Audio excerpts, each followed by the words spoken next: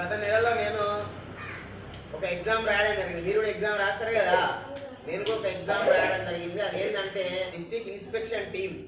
మన స్కూలు మన head master Srinivasa sir ఆధ్వర్యంలో బాగా మంచిగా నడుస్తుంది కదా, అట్లా మిగతా స్కూళ్ళు కూడా బాగా నడుస్తున్నాయా లేవా, ఎక్కడన్నా లోపాలు ఉన్నాయా, వాటిని చూసి తగిన సూచనలు సలహాలు ఇవ్వడానికి జిల్లా స్థాయిలో ఒక డిస్ట్రిక్ట్ ఇన్స్పెక్షన్ టీమ్ అని ఒకటి రూపొందించడం జరిగింది.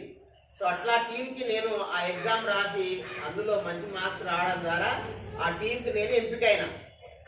సో కాబట్టి మరి ఒక పక్క ఏమో సంతోషం ఉంది, ఆ టీంకి ఎంపికైనందుకు సంతోషం ఉంది. ఇంకొక పక్క ఏంటంటే బాధ ఉంది, ఎందుకంటే ఆ టీంలో పనిచేయడానికి నేను వెళ్తున్నా కాబట్టి మరి కొన్ని రోజులు మన స్కూల్కి నేను రావడానికి వీలు కాదు. సో నా ప్లేస్లో వేరే సార్ కానీ వేరే మేడం కానీ రావడానికి అవకాశం ఉంటుంది.